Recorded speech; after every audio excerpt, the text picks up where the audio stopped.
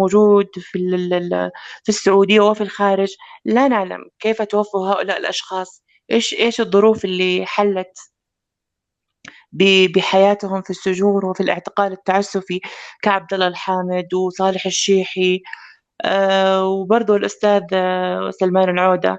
طبعًا أحب أنوّه في ذكرى وفاة الشهيد عبد الله الحامد، آآ نشر الأشياء اللي كان أو المؤلفات اللي كانت متواجدة وممنوعة أساسًا من النشر ومن التداول بين الناس حتى في معرض الكتب والمكتبات، كأعمال الكلمة، كعمل والكلمة أقوى من الرصاصة، وثلاثية المجتمع المدني، وحقوق الإنسان بين نور الإسلام وفقهاء غبش الطغيان، والعديد من الأبيات الشعرية.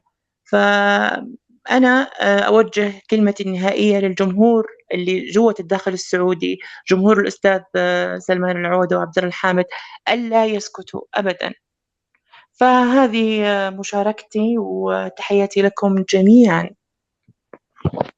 ألف شكر مها، يا هلا فيكي. آه بعدها الأستاذ ياسر. السلام عليكم ورحمة الله وبركاته. وعليكم آه، السلام ورحمة الله. أنا يعني يسعدني أن أكون معكم في هذه المساحة، الله يخليك. ويعني بتوجه حقيقة ابتداء يعني بسلام وتحية إلى روح الأستاذ الدكتور عبد الله الحامد وكل الأحرار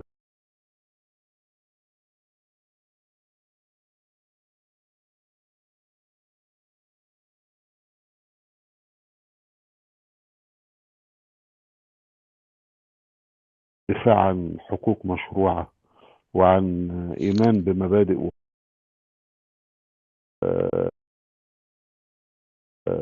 هذا الأمر، يعني أن يقدموا أرواحهم من أجل إعلاء القيمة والمبدأ. الحقيقة يعني أنا أقول أن الشعوب العربية حقيقة يعني في أمس الحاجة إلى مثل هذه النماذج. نحن على موعد سيتم حتما، يعني آجلا أو عاجلا سنعيش يعني تغيير بإذن الله، مهما بلغت الحلكة ومهما بلغ الظلم. لابد إن شاء الله أن نرى عن قريب هذه الدماء الزكية التي يعني سيكون بمثابة إن شاء الله الوقود لاسترداد الحقوق المسلوبة، وأبسطها وأولها مما يتشدق به الكثير الذين يتحدثون عن الحريات ويتحدثون عن وعن إلا حريات المسلمين والعرب في أن يعني يختاروا من يحكمهم، وأن يعيشوا حتى بمجرد التعبير عن يعني عن مبادئهم وعن قيمهم وعن أفكارهم. الحقيقة نحن يعني أحوج ما نكون في مثل هذه الذكرى ان احنا نجدد هذه المعاني، وان التضحيات هذه لا ينبغي ان تضيع، وان مجرد هذه التضحيات يعني تمثل حالة من الدين في رقاب الاجيال المتعاقبة لوصلة المسيرة لانتزاع كامل الحقوق من بين انياب الظلمة والمستبدين الذين جثموا على صدور الشعوب، والذين يعني للأسف الشديد يسمحون بكل الحريات، حرية يعني أقول حرية إيه، حرية الهبوط والتسفل والضياع والانحدار وكل هذه كل ما هو مسموح به إلا حرية من يدافعون عن القيم الأصيلة لهذه الأمة.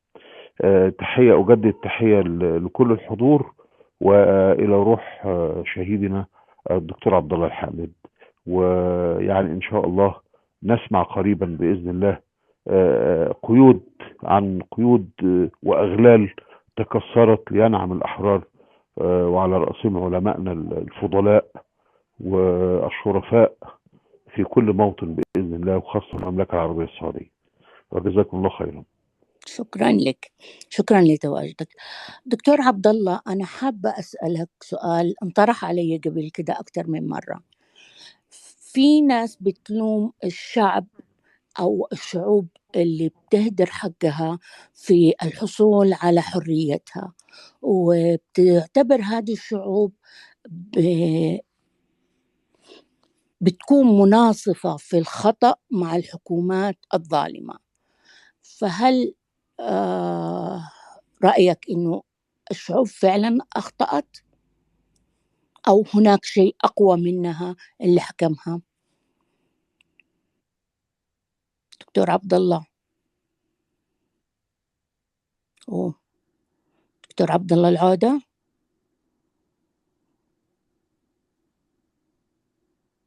أجل أكيد من بيت الجيران. إيه شكله وقف عند بيت الجيران وما وقف عند بيتهم. طيب سمية. أيوة السلام عليكم. وعليكم السلام. يعني الله يرحم الدكتور الحامد، طبعا كتب القيمة أو كتاباته. يعني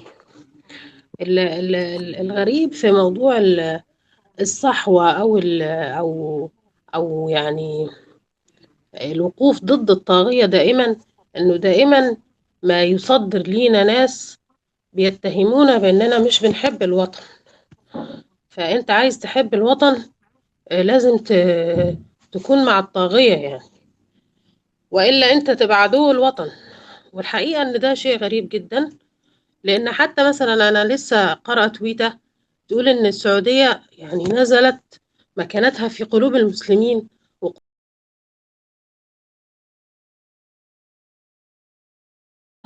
تقول إن السعودية يعني نزلت مكانتها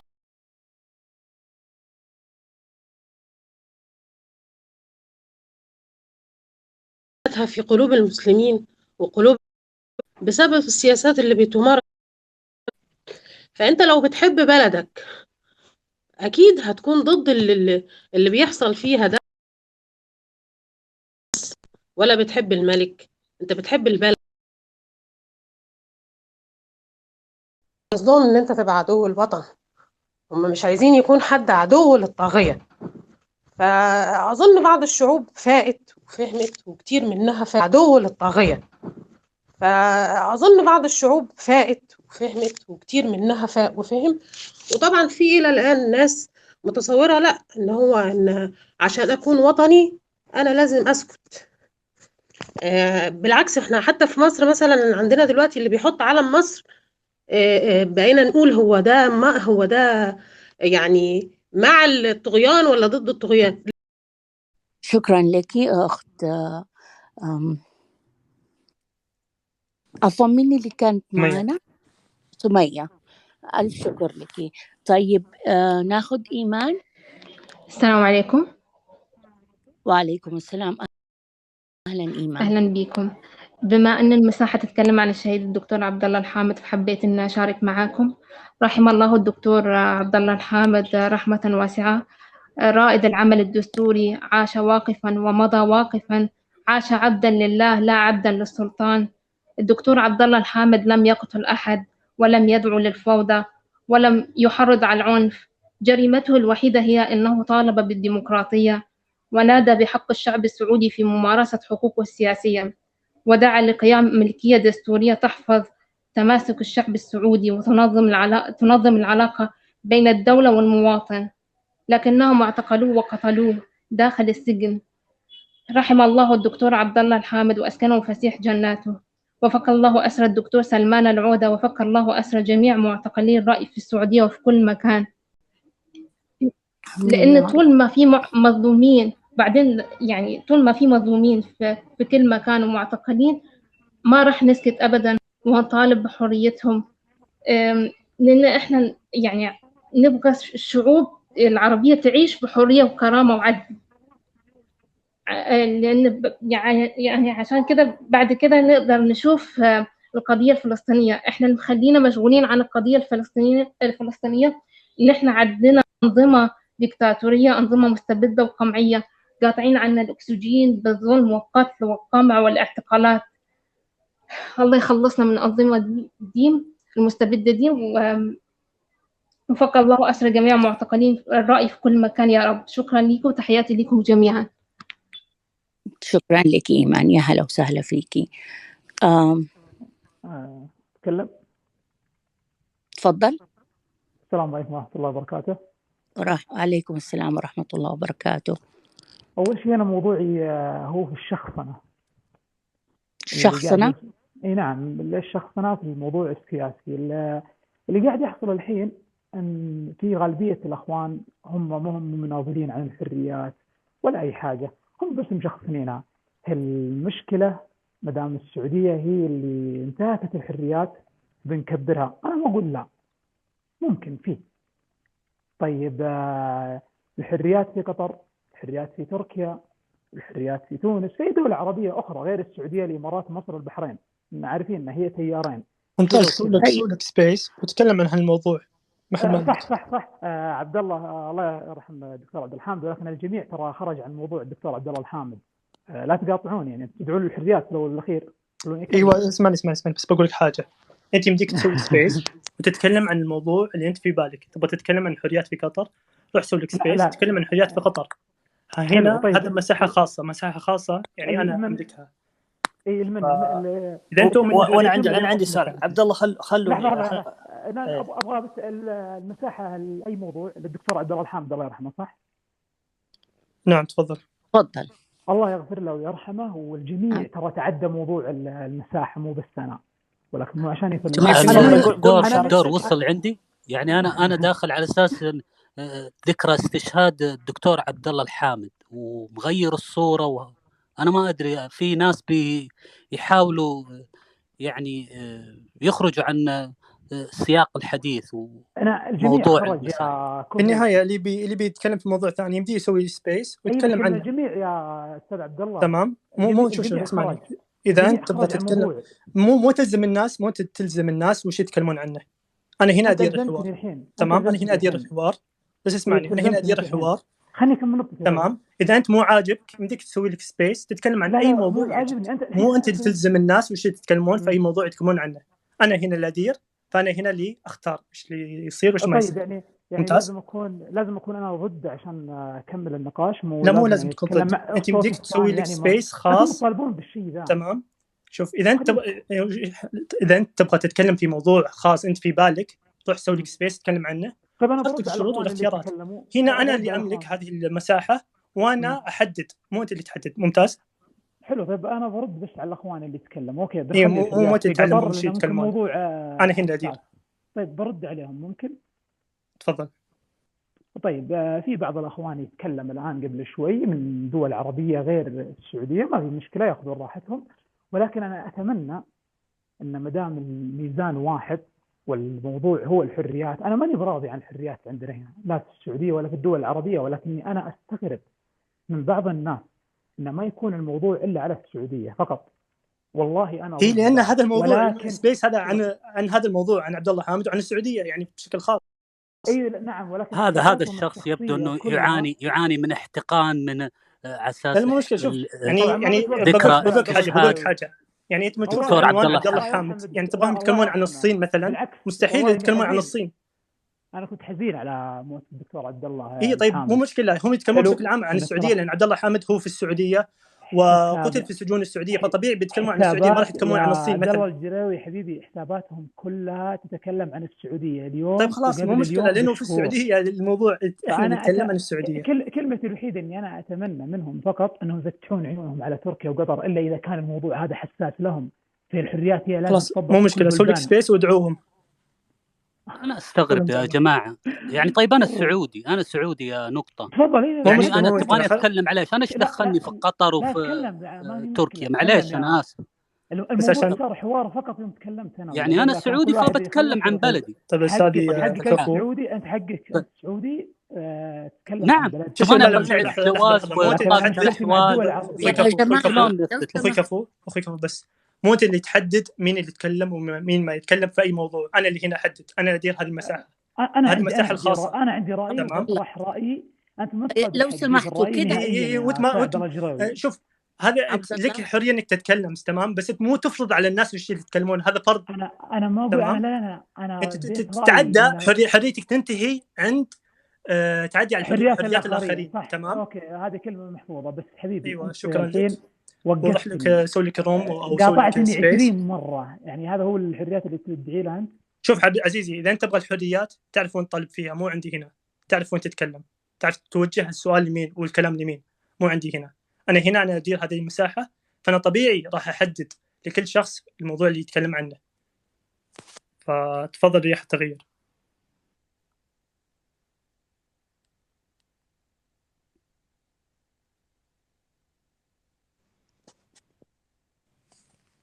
رياح التغيير.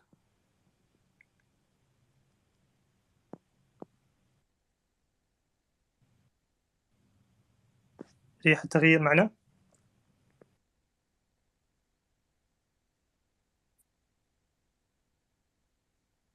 أعتقد آدم معانا الآن يا عبد الله. ماشي، أشكركم. طيب اسمحوا لي. بداية أترحم ذكر الاستشهاد عبد الله حامد، ووجه تحية للدكتور عبد الله العودة، محبته ومحبة والده، أسأل الله يفك أسره. ولدي سؤالين للدكتور عبد الله. أولا، هل يحق لغير السعودي المشاركة في القضية السعودية، ولا نعتبر أن الشأن السعودي هو شأن خاص فقط للسعوديين؟ هذا السؤال الأول. السؤال الثاني، هل اليوم غرف كلوب هاوس تخدم القضية أو أنها ساحة ضارة أو مفيدة بالنسبة للساحة السياسية؟ شكرا للجميع.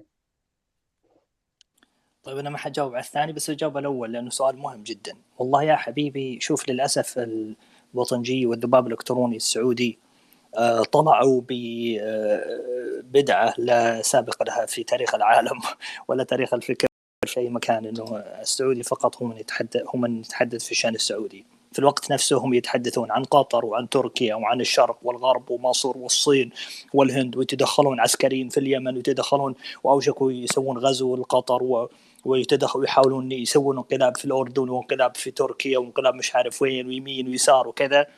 وأنت فقط حتى الحديث بالنسبة لهم يقول لك ما يحق لك. طبعا هم ترى اللي يدخلون هذا هي فقط دعاية ذبابية، الذباب الإلكتروني، إنه يبغى يقول لك هو الفكرة مو إنه غير السعودي لا يتحدث الشيء السعودي. هذه بالنسبة لهم موضوع ثانوي. هم فقط يبغون يوصلوا رسالة إنه ترى اللي ينتقدون السعودية ترى مو سعوديين. طبعا هذا كلام مضحك جدا. يعني اللي قايم أهم حزب معارض سعودي صوت الناس الصحيفة تبعه، والأخت اللي تدير السعودية، والأخ عبد الله سعودي، وأنا سعودي، و3/4 المستمعين من السعودية. ولكن هذا أصلا ما يعني ولا نحتاج أصلا إنه يكون سعودي أي أحد. هذا شأن عربي، شأن إسلامي، شأن أممي، شأن فكري يتعلق بالعبد الله الحامد، متجاوز أصلا لأي تاريخ. هو أمة وتاريخ وفكر، ومؤلفاته لم يكتب عليها فقط يقرأه السعوديون، وفكره لم يكن حصريا لأحد أو للجنسية محددة. هذا عدا عن أنه أصلا الشأن السياسي من حق كل أحد. يعني أنا ما عمري سمعت أحد إذا طلع في أي قناة يقول له هل أنت من الدولة الفلانية تقدر تتحدث ولا ما تقدر تتحدث. إذا كنت خبير، عندك خبرة، عندك معرفة، عندك رأي، حتى لو ما عندك خبرة ومعرفة عندك رأي، يا أخي من حقك تبي تقول.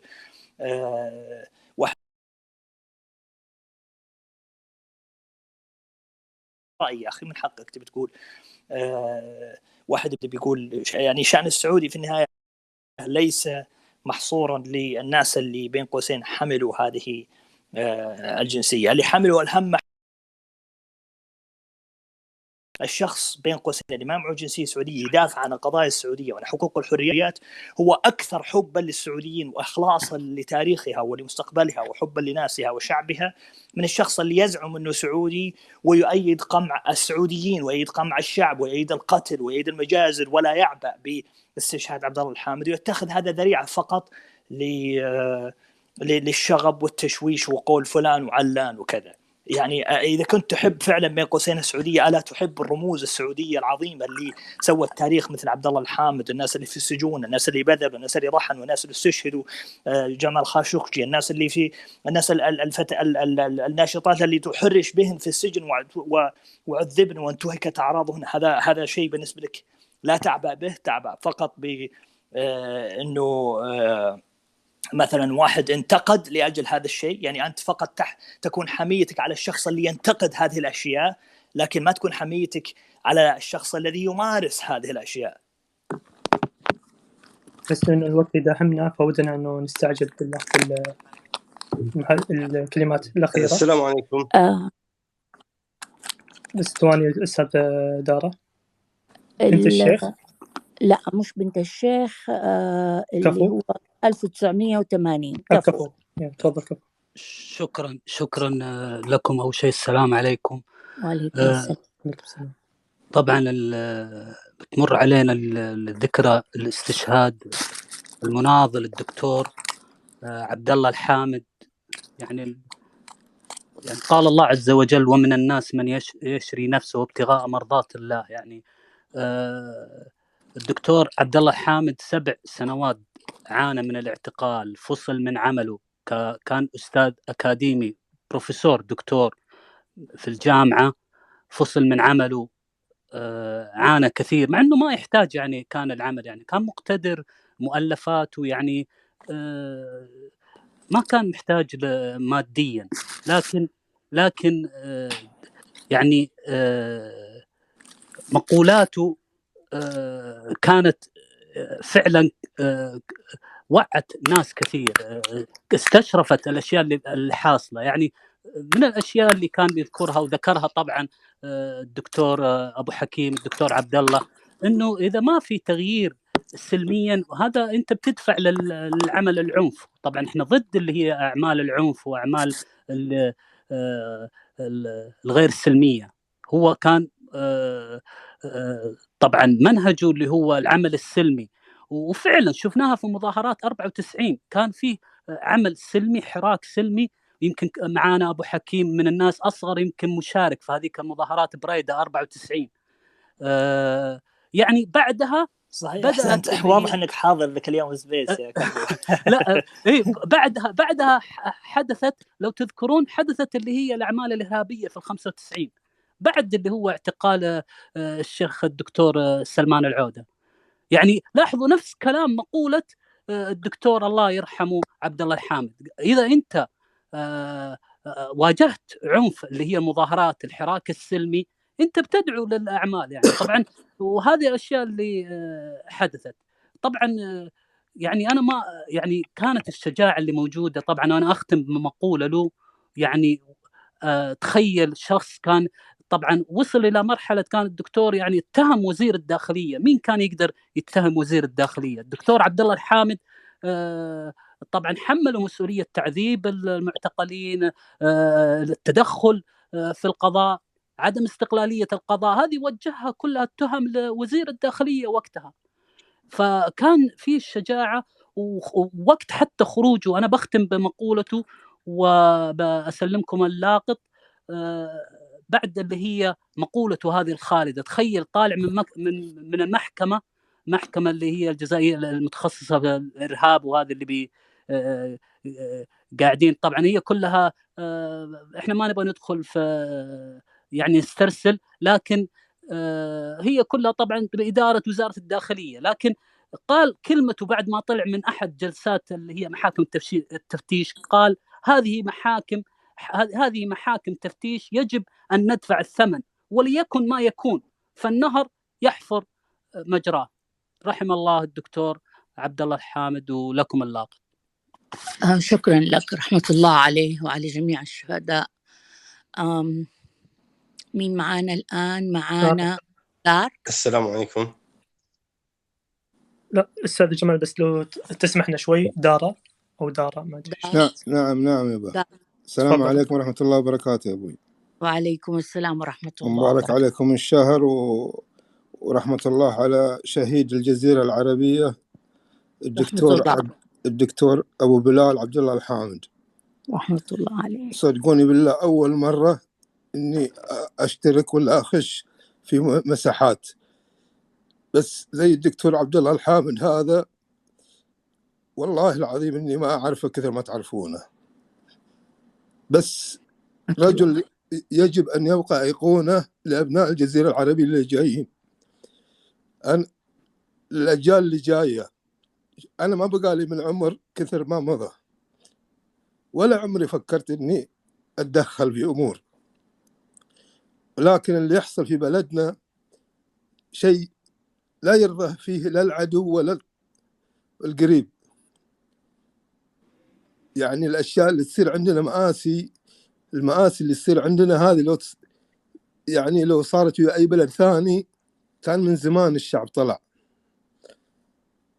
ماني بعارف كيف بنيت المشكلة، بنيت البلد هذه أصلا. أنا ماني بعارف من بدايتها، من يوم ما أسست هي وإسرائيل سوا تأسسوا، ونهايتها نهاية إسرائيل وقسما بالله ونهضة الأمة العربية والإسلامية. هذا اللي أحسه. لأن لا أنا ما في حاجة، أنا في هواجس في قلبي أحيانا، هواجس أقول لو أبناء الجزيرة العربية ذولا لو يوم من الأيام يعني اكتشفوا أنهم كانوا تحت أسرة ما أدري إيش أصلها وفصلها، ولا بيروح بعيد، إيش يعني مصير قرن من الزمان. يعني إيش كانوا الدول، إيش كانوا الدول ذولا، كوريا الجنوبية ما أدري، ماليزيا ما أدري شنو، وين إحنا ضاعت علينا 40 50 60 سنة ولا سوينا شيء في الدنيا. والناس كانت تنظر لنا نظرة استغفر الله والله العظيم انك كنت اسافر انه يحبوني. اذا قلت انا من ابناء الجزيره العربيه يحبوني، يقول يحبون يدي ويتلمسون يتبركون فينا. الشيء اللي صاير مستحيل انه يبقى يصير. يعني للأسف كلام. هذا اللي صار. نعم. المهم انا اسف شوي اني طلعت عن طوري. بالعكس شكرا بس لك. اول شيء الله يحفظكم ان شاء الله يا رب، ويجعلكم ذخر هذا الوطن. آمين يا رب. والوطن لأبنائه، يروح اللي يروح ويجي اللي يجي، وآخرتها الوطن لأبنائه، ما يبقى الأبناء. ولا بيطول عليكم، ومشكورين على المساحة ورحمة الله. والله يجعل مثواهم الجنة اللي ماتوا كلهم من الشهداء، من أبو بلال والشحي وكلهم اللي نعرفهم، ما نعرف ناس ما نعرفهم يا جماعة الخير، والله ما حد يدري عنهم. الله يرحمهم ويغفر لهم إن شاء الله. وأشكرك على مشاركتك هذه وعلى المشاعر اللي أبرزتها، جديا يعني شكرا لك. مشاعرك كلنا حسينا فيها أتوقع. هي مجرد كلمة بس، كلمة الواحد كلمة حق يقولها، يعني مش بتاخذ منها الناس من الدنيا هذه. الناس ما راح ياخذ حاجة من الدنيا هذه. هذا ماتوا قدامنا في السجون، بعد يا ليتهم ماتوا في بيوتهم عند أهلهم.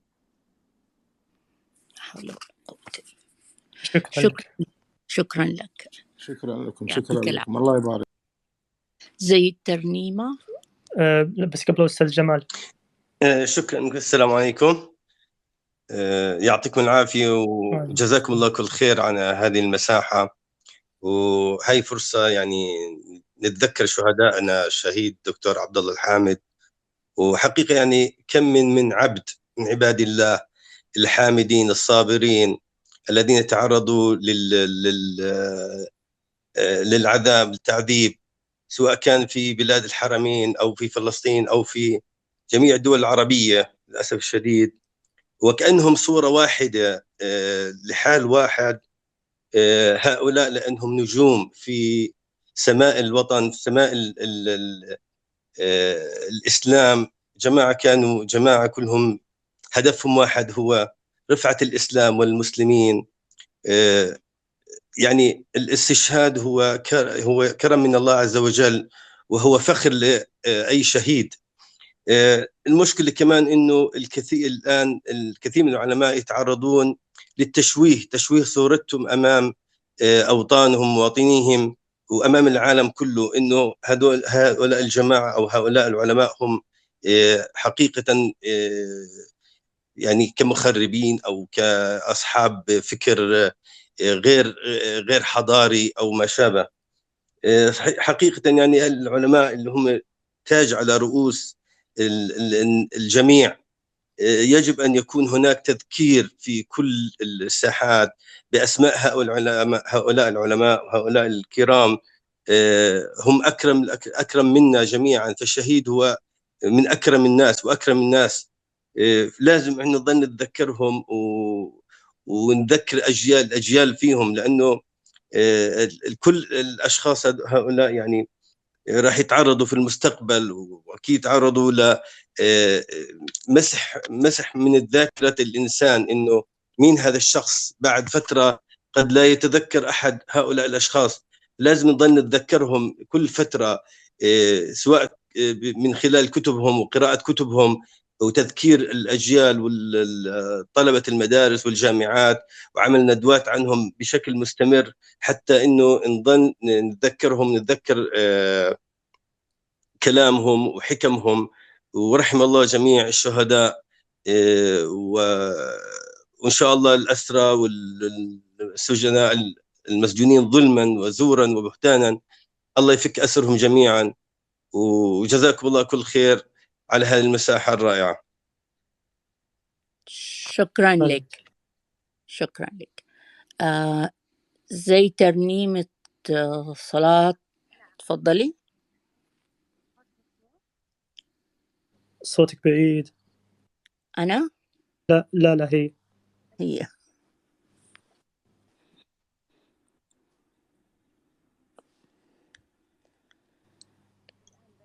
زي ترنيمة معانا بس الصوت ما نسمع.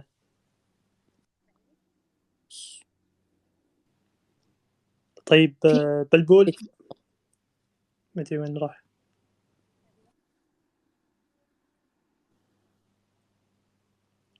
طيب اتوقع انه بلبول حتى مشى، فحاليا احنا تقريبا كملنا ساعتين، فتقريبا بكذا نكون وصلنا للختام. فبإذن الله هذه المساحة راح تكون أسبوعية، نتكلم عن أهم الأحداث اللي تصير في الساحة في السعودية. ما يجيني واحد يتكلم يقول لي أين أنتم عن الصين وسوريا وتركيا وقطر والسوالف، عن السعودية. فكلام واضح أتوقع. فبإذن الله راح تكون هذه المساحة أسبوعية عن أهم المواضيع اللي تخص الشأن السعودي. دكتورة إذا عندك كلمة أخيرة قبل لا نختم. أنا حابة أشكر الجميع، شكرا لوجودكم معنا، شكرا لتذكركم لأستاذنا ودكتورنا العظيم عبد الله الحامد. شكرا لكل اللي دعاله في هذه الأيام الفضيلة. زي ما قال الأستاذ عبد الله، إحنا حنفضل على تواصل مستمر بإذن الله لكل ما في خدمة شعبنا والكل ما يدعم حرياتنا ومطالبنا بإذن الله. بإذن الله. وتابعوا حساب صوت الناس عشان تابعوا صوت حساب الناس، ولا ما حخليكم تتكلموا. لا مهم تابعونا صحيفة صوت الناس، يعني هي صحيفة مهمة، وهي تقريبا من الصحف اللي أنا السعودية، المؤسسات السعودية اللي في الخارج، ويستطيع أي واحد من المواطنين أنهم يساهمون أو يشاركون في هذه الصحيفة بالكتابة فيها وغيرها من المقالات. فيمديكم تتواصلون معهم إذا عندكم أي مقال حابين تنشرونه على هذه الصحيفة. وبإذن الله راح يكون في هذه المساحة أسبوعيا عن أهم الأحداث اللي في السعودية. فشكرا لكم ونلقاكم على خير بإذن الله. شكرا لك. أتمنى أي أحد عنده أي فكرة أو أي طلب يحط لنا هو في الهاشتاج مساحة صوت الناس عبد الله الحامد، وإحنا بإذن الله حنتابعه ولا يكون خاطركم إلا طيب. شكرا لكم. صوما مقبولا للي لسه ما فطر، وإفطارا شهيا للي فطروا. شكرا لكم.